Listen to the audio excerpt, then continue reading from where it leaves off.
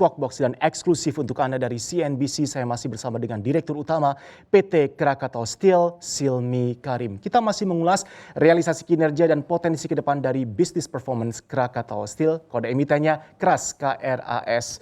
Pak Silmi, sebelumnya kita bahas banyak mengenai efisiensi sebagai kunci keberhasilan transformasi di bawah kepemimpinan Anda. Ini sudah berhasil mewujudkan turunnya biaya operasional Pak di 2020 dari 4,8 T sampai ke 2,8 T. Di studio sebenarnya kita banyak bahas Pak mengenai efisiensi ini kan kadang menimbulkan konsekuensi atau perubahan atau penyesuaian habit-habit baru sebelum Bapak datang, pasca Bapak datang seperti apa. Nah bagaimana Krakatau Steel ini bisa menekan dampak negatif dari efisiensi yang ditimbulkan? Karena nyata-nyata efisiensi ini secara operasional banyak membantu kinerja. Jadi setiap perusahaan itu kan ada masalah dan obatnya masing-masing. Nah waktu saya lihat ketika antara pembelian dengan penggunaan itu ada yang satu KPI-nya beli, yang satu KPI-nya menggunakan, memproduksi. Nah ini ada beberapa yang saya gabungkan untuk selain efisiensi, ya. Jadi juga untuk lebih mengoptimalkan daripada penggunaan bahan sampai energi sampai spare parts misalnya. Jadi dulu bahan baku yang beli adalah satu direktur, ya. Kemudian yang memproduksi satu direktur lagi, yang menjual satu direktur lagi. Nah ini saya gabung. Yang beli bahan baku dengan yang menjual satu. Yang saya kejar spreadnya antara bahan baku dengan nilai jual. Kemudian spare parts yang tadinya dibeli oleh direktur A, saya bebankan tanggung jawabnya adalah ke direktur produksi. Iya. Kenapa? Karena yang menggunakan spare part itu adalah direktur produksi kan.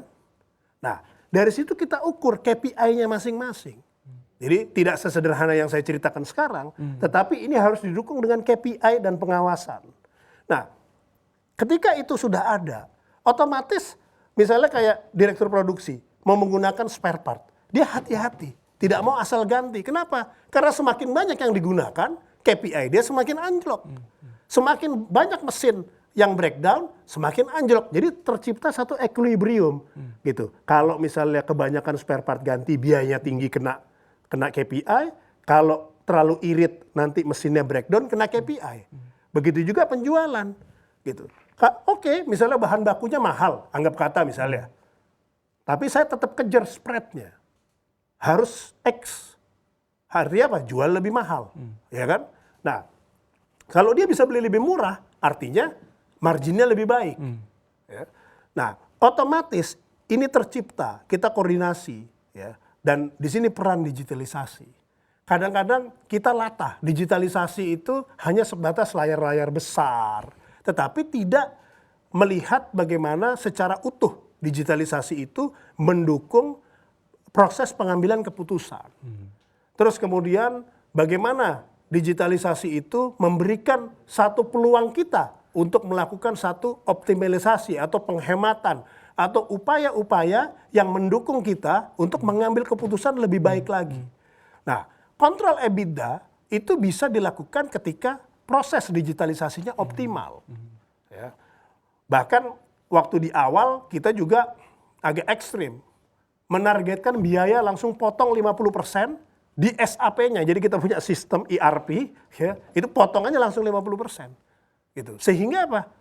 Selalu kalau misalnya lebih dari 50% macet kan, nggak bisa lagi, otomatis itu dipaksa. Ya.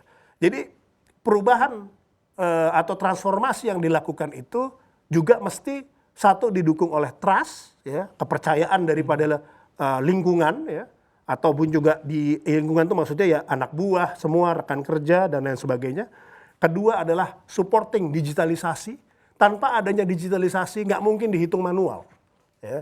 Terus kemudian juga bagaimana kita melakukan satu prediksi ataupun juga hal apapun itu tidak lepas dari digitalisasi.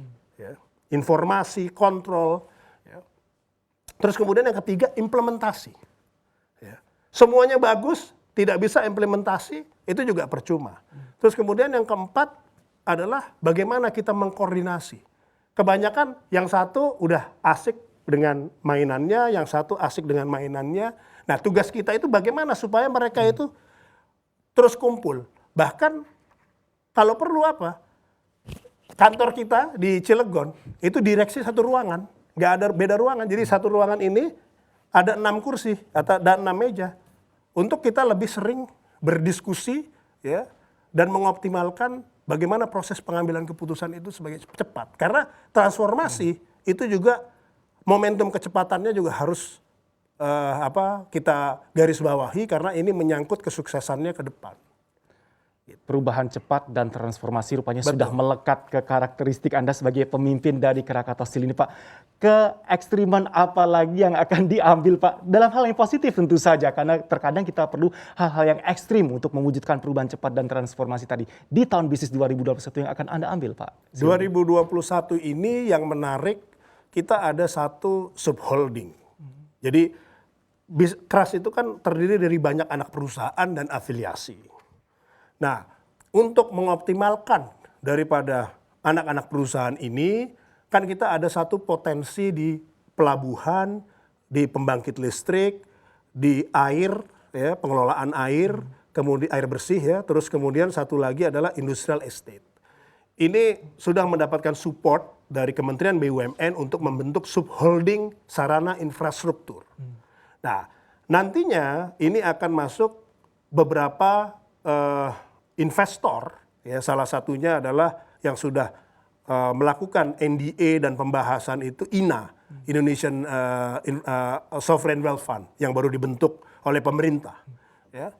Jadi dengan rencana masuknya INA ini, kita mempersiapkan subholding ini agar si investor itu masuk sekitar 20-30% untuk tahap awal, ya, untuk memperkuat struktur permodalan daripada subholding ini karena sehat, EBITDA marginnya di atas 30%, ya, sehingga ini cakep banget ini kumpulan 4 perusahaan ini, ya, dan ini di 2022 akan IPO, dan ini sudah menjadi udah masuk kepada pipeline-nya Kementerian BUMN, ya. Nah kemudian yang satu lagi adalah subholding baja, ya. Kenapa subholding baja? Karena kita juga ada anak perusahaan di pipa, ada anak perusahaan itu di long product, baja WF, baja besi beton, ya, siku dan lain sebagainya, itu ada anak perusahaannya. Nah ini kita gabungkan menjadi satu subholding baja sehingga mereka bisa lebih terintegrasi dalam penetrasi ke market, dalam mengoptimalkan rencana strategis investasi tidak sendiri-sendiri. Nah kedua subholding ini yang akan menggerakkan kinerja KRAS ke depan. Nah, bagaimana KRAS-nya? KRAS-nya ini nanti akan semakin ramping, semakin kecil, ya. Fokus hanya urusan rencana strategis, investment, koordinasi, ya, kemudian memastikan semua rencana itu bisa berjalan dengan baik. Tetapi operasional ini akan kita bebankan kepada subholding ini dengan tata aturan yang sudah kita atur sedemikian rupa, mengedepankan efisiensi dan juga mengedepankan produktivitas. Tidak bisa tidak bahwa dunia itu akan berubah. Ketika satu organisasi atau satu perusahaan tidak bisa mengantisipasi perubahan itu sendiri, ya, maka ini tidak akan bisa survive. Bahkan kadang-kadang saya selalu mengingatkan ke tim saya begini, berharap hasil berbeda tetapi melakukan hal yang sama setiap hari itu adalah satu hal yang tidak akan terwujud, ya kan? Kita melakukannya sama, ya, tetapi berharap hasilnya beda, tidak mungkin. Berarti kita harus rubah diri kita untuk bisa merubah hasilnya. Dengan lebih lean, fokus perhatiannya bisa dimaksimalkan. Ya, tadi di segmen sebelumnya kita sudah bahas betapa strategi-strategi yang dilakukan, ditambah pemantauan ketat, sudah berhasil menekan angka import yang berlebihan. Kita berbicara mengenai fenomena yang tengah terjadi lagi nih Pak Silmi, mengenai komoditi super cycle. Dengan import yang berhasil sedikit ditekan ini, apakah juga KRAS masih dan akan bisa terus memaksimalkan momen yang ada? Komoditi super cycle. Nah, ini komoditi super cycle juga kena di iron ore. Jadi iron ore itu sudah naik lebih dari 100%. Dan harga baja sudah naik lebih dari 100%. Jadi kita itu jualan itu sekarang itu bukan lagi kita bicara bulan apa sekarang, bulan Mei. Kita nggak lagi bulan Juni. Kita jualan ini sekarang udah bulan September. Ya, jadi kita hasil transformasi dan customer engagement kita yang sukses di 2020 itu kita lanjutkan. Ya. Jadi kita jualan itu udah futures, udah ke depan. Jadi saya udah tahu akan produksi berapa dan seterusnya. Nah, momentum cycle yang sekarang ini sedang berlanjut ya, sedang bermulai, ini kita harus manfaatkan karena ini konon kabarnya akan sampai 5-10 tahun ke depan. Ya. Jadi ya kita nikmati kondisi baik yang mulai di tahun 2021 ini dan ini terbukti. Nanti ada beberapa komoditas saya yakin ya kayak misalnya baja gitu ya. Ini trennya akan terus begini sampai akhir tahun dan bahkan sampai tahun depan. Baik. Pertanyaan pamungkas Pak Silmi, kalau mungkin belum bisa berbagi angka dan persentase, sneak preview Pak Silmi kepada para investor keras dan juga pemirsa CNBC, tren positif ini masih seberapa besar kita harapkan bisa berlanjut untuk kuartal 1 2021? Kuartal 1 2021 lebih baik daripada 2020. Bahkan. Iya. Jadi kita akan proses umumkan ya. Ini kan baru yang 2020 ya. Ya mungkin minggu depan atau 2 minggu lagi kita umumkan yang pencapaian Q1 2021. Kami tunggu Pak Silmi ya. Silmi Karim, Anda adalah Direktur Utama PT Krakatau Steel Persero Tbk. Saya doakan sehat selalu untuk Anda. Sukses Sama-sama. untuk bisnis Krakatau Steel. Selamat pagi. Terima Pak kasih Silmi. kembali. Sukses selalu. Install aplikasi kami CNBC Indonesia di Google Play Store dan App Store untuk mengikuti perkembangan terkini berita bisnis dan ekonomi.